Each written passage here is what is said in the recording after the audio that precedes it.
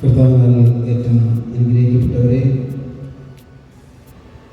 പരിശുദ്ധ ഗുണരൂപ്യ മാതാവിൻ്റെ അനുഗ്രഹീതമായ മാധ്യസ്ഥം യാചിച്ചുകൊണ്ട് നാം ഈ ദേവാലയത്തിൽ ആയിരിക്കുന്നതായ ഈ നിമിഷത്തിൽ ഹൃദയമായിട്ട് നമുക്ക് ഓർക്കാം, ഏറെ ആദരിക്കുന്നതായ മാതൃത്വം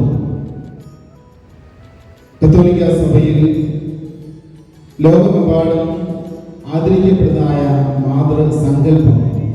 ഈ മാതൃസങ്കല്പമാണ് പരിശുദ്ധ ഗുഡലൂപ്പെ മാതാവിൻ്റേത്. 1531 മെക്സിക്കോക്കാരനായ ഹുവാൻ ഡിയാഗോയെ എന്ന കർഷകന് മുൻപിൽ പ്രത്യക്ഷപ്പെട്ടതായ പരിശുദ്ധ ദൈവമാതാവിന്റെ ആവശ്യപ്രകാരം നിർമ്മിക്കപ്പെട്ടിട്ടുള്ളതായ ബസിലിക്ക, ആ ബസിലിക്ക സന്ദർശിക്കുവാനുള്ളതായ ഭാഗ്യം ഈ പ്രിയപ്പെട്ട സമയത്ത്, ഏറ്റവും അനുഗ്രഹീതമായിട്ടുള്ളതായ സമയത്ത് ഞാൻ ഓർക്കുകയാണ്, അനുസ്മരിക്കുകയാണ്. അവിടെ ആ ബസിലിക്ക ഒരു നോക്ക് കാണുവാനായിട്ട് ആഗ്രഹിക്കുന്നതായ വ്യക്തികളുടെ എണ്ണം വളരെയേറെയാണ്. ലക്ഷക്കണക്കിന് ആളുകൾ എല്ലാ ദിവസവും അവിടെ തീർത്ഥാടനത്തിന് വേണ്ടി, ഒരു നിമിഷത്തെ കാഴ്ചയ്ക്ക് വേണ്ടി പോകുന്നതായ കാഴ്ചയാണ് എനിക്ക് അവിടെ പോയപ്പോൾ കാണുവാനായിട്ട് സാധിച്ചിട്ടുള്ളത്. ഡിസംബർ 12-ാം തീയതി പരിശുദ്ധ ഗുഡലൂപ്പെ മാതാവിന്റെ തിരുനാള് പ്രത്യാദരപൂർവ്വം നമ്മൾ ആദരിക്കുകയാണ്, അനുസ്മരിക്കുകയാണ്. നൂറ്റാണ്ടുകൾക്ക് മുമ്പ് സ്പെയിനിലും അതുപോലെ തന്നെ അതിന്റെ അധീനതയിലുണ്ടായിരുന്ന സൗത്ത് അമേരിക്കൻ പ്രദേശങ്ങളിലുമൊക്കെ മാതാവിന്റെ അമലോത്ഭവ തിരുനാള് ആചരിക്കപ്പെടുന്നത് ഡിസംബർ 9-ാം തീയതിയാണ്. 1531 ഡിസംബർ 9-ാം തീയതി വളരെ പ്രാധാന്യമേറിയതായ ഒരു ദിവസമാണ്.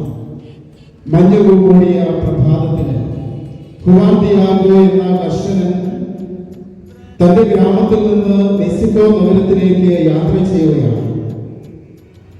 ആ അവസരത്തിൽ തൊപ്പിയാക്ക് മലയുടെ താഴ്വാരത്ത് കൂടി നടക്കുമ്പോൾ അങ്ങനെ കുന്നിൻ മുകളിൽ കണ്ണൻ ചെപ്പിക്കുന്നതായ പ്രകാശവലയം അയാൾ കാണുകയാണ്. തൊട്ട് പിന്നാലെ ദിവ്യ സംഗീതത്തിന്റെ മാധുര്യ ശബ്ദവും അയാൾക്ക് കേൾക്കുവാനായിട്ടിടയായി. പ്രിയപ്പെട്ടവരെ, അത്ഭുതമായ ഒരു കാര്യമാണ് അവിടെ സംഭവിക്കുക. അത്ഭുതപ്പെട്ടതായ ദിയാഗോ അവിടെ നിന്ന് പെട്ടെന്ന് കുന്നിന് മുകളിലേക്ക് കയറി വരിക എന്നുള്ളതായ സ്ത്രീ ശബ്ദം കേട്ട് അത് അനുസരിക്കുകയാണ്.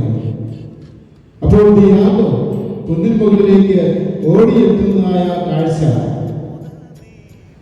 പക്ഷെ അയാൾക്ക് വിശ്വസിക്കുവാനായിട്ട് പോലും സാധിക്കുന്നില്ല. ഇയാളൊരു സ്വപ്നമാണോ കാണുന്നത് എന്നുള്ളതായ ഒരു ചിന്തയാണ് അയാളുടെ മുന്നിൽ ഉണ്ടായത്. സ്വർണ്ണവർണ്ണത്തിലുള്ളതായ ഉടുപ്പിന് പുറമെ നീല നിഴൽ കുപ്പായമിട്ട് സ്വർണ്ണത്തലയിലും അതുപോലെ തന്നെ ചന്ദ്രക്കലയിലും ചവിട്ടി നിൽക്കുന്നതായ സ്വർഗീയ പ്രഭയോടെ ഒരു സ്ത്രീ രൂപം അവിടെ കാണപ്പെടുകയാണ്. പ്രിയപ്പെട്ടവരെ, നമുക്കറിയാം പരിശുദ്ധ ദൈവമാതാവാണ് എന്ന്.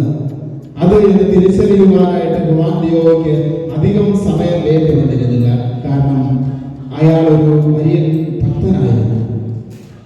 4 മാലാഖമാർക്കൊപ്പം നിൽക്കുന്നതായ മാതാവിന്റെ യൗവനയുക്തമായ മുഖം, സ്നേഹവും ദൈവം തുടങ്ങുന്നതായ നോട്ടവും ദിയാഗോയിൽ ഭക്തിപാരവശ്യത്തിന്റെ തിരമാലകൾ ഉയർത്തി എന്നത് തന്നെയാണ് യാഥാർത്ഥ്യം.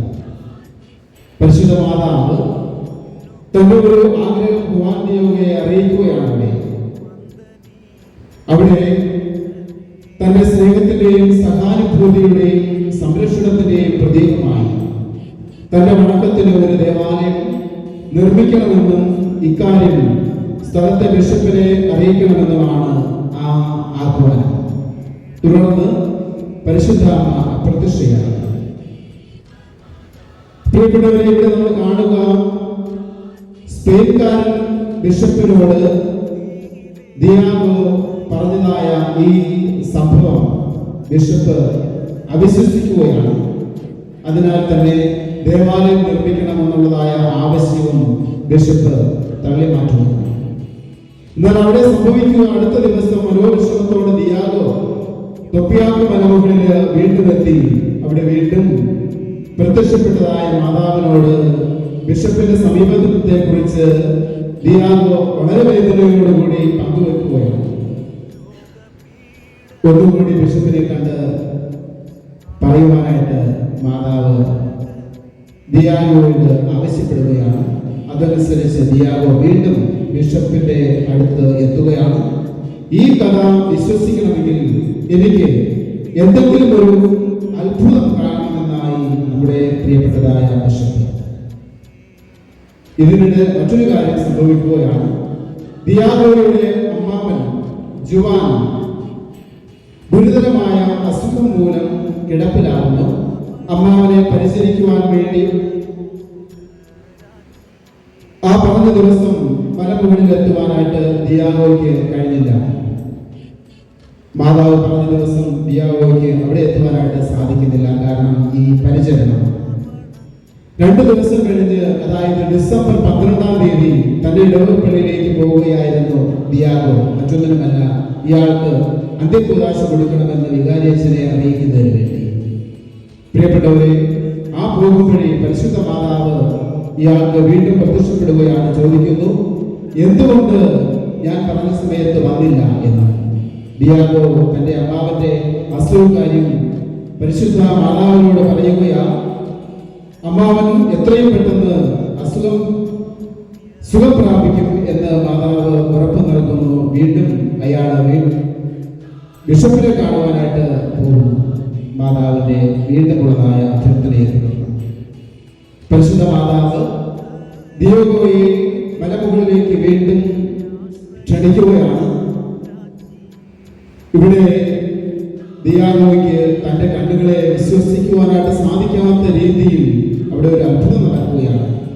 അത് ആ കാലഘട്ടം ഭൂകാലമല്ലാതിരുന്നതിനാൽ ആയിരുന്നിട്ട് പോലും സാധാരണ വരണ്ടു കിടക്കുന്നതായ ആ മലമുകളിൽ താഴ്വാരങ്ങളിലുമൊക്കെ സ്നേഹത്തിന്റെ പ്രതീകമായ ചുവന്ന റോസാപ്പൂക്കൾ വിരിഞ്ഞ് പരിമളം വീശുന്നതായ ആ പ്രതീതി അയാൾക്ക് വിശ്വസിക്കുവാനായിട്ട് പോലും സാധിക്കുന്നില്ല. മെക്സിക്കോയിൽ ഇല്ലാത്തതായ റോസാപ്പൂക്കളുടെ വസന്തമായിരുന്നു പ്രിയപ്പെട്ടവരെ അവിടെ കാണുവാനായിട്ട് സാധിച്ചിട്ടുണ്ട്. ഉടൻ തന്നെ കുറച്ച് പൂക്കൾ ശേഖരിച്ചു കൊണ്ടുവരുവാനായിട്ട് ദിയാഗോയോട് പരിശുദ്ധ മാതാവ് ആവശ്യപ്പെടുകയാണ്. ദിയാഗോയുടെ മേൽക്കുപ്പായത്തിന് താഴെ ശ്രദ്ധിക്കുക. മേൽക്കുപ്പായത്തിന് താഴെ അയാൾ ശേഖരിച്ചു കൊണ്ടുവന്ന പൂക്കൾ ക്രമപ്പെടുത്തി വെച്ച ശേഷം മാതാവ് ദിയാഗോയെ മേൽക്കുപ്പായം നീക്കിയപ്പോൾ സംഭവിക്കുന്നത് റോസാ പുഷ്പങ്ങൾ ധാരധാരയായി തറയിലേക്ക് വീഴുകയാണ്. കുപ്പായത്തിൽ പൂക്കൾ സൂക്ഷിച്ചിരുന്ന സ്ഥാനത്ത് ദിയാഗോയ്ക്ക് പ്രത്യക്ഷപ്പെട്ട രൂപത്തിൽ വിശുദ്ധ കന്യകമറിയത്തിന്റെ ചിത്രം അപ്പോൾ അത്ഭുതകരമായി ആലേഖനം ചെയ്യപ്പെട്ടിരിക്കുകയാണ്. ഗോത്രൂപ മാതാവിന്റെ ബസിലിക്കായിൽ സൂക്ഷിച്ചിരിക്കുന്നതായ ആ ദൈവമാതൃ ചിത്രം പ്രിയപ്പെട്ടവരെ എനിക്ക് കാണുവാനായിട്ട് സാധിച്ചു. അതേ ചിത്രം തന്നെയാണ് നമ്മളിവിടെ പ്രതിഷ്ഠിച്ചിരിക്കുന്നതായ അതൊരു തിരുശേഷിപ്പ് കൂടിയാണ്. അതുകൊണ്ടാണത് ചില്ലിനുള്ളിൽ സൂക്ഷിച്ചിരിക്കുന്നത്. പ്രിയപ്പെട്ടവരെ, ദീർഘിപ്പിക്കുന്നില്ല. ഈ അത്ഭുതം ബിഷപ്പിനോട് ചെന്ന് പറയുന്നു. ബിഷപ്പ് ഉടനെ തന്നെ അവിടെ ദേവാലയം നിർമ്മിക്കുന്നതിനായി പെർമിഷൻ കൊടുക്കുന്നു. മാത്രമല്ല, വീട്ടിലെത്തിയതായ കുവാന്തിയോയ്ക്ക് കാണുവാനായിട്ട് സാധിച്ചത് അത് അദ്ദേഹത്തിന്റെ അമ്മാവൻ ജുവാൻ പൂർണ്ണമായ രോഗവിമുക്തി പ്രാപിച്ചിരിക്കുന്നു എന്നുള്ളത് കൂടിയാണ്. 68 വയസ്സുള്ളതായ ആ അമ്മാവന് പൂർണ്ണമായിട്ടുള്ളതായ രോഗവിമുക്തി പ്രാപിച്ചു എന്നുള്ളത്.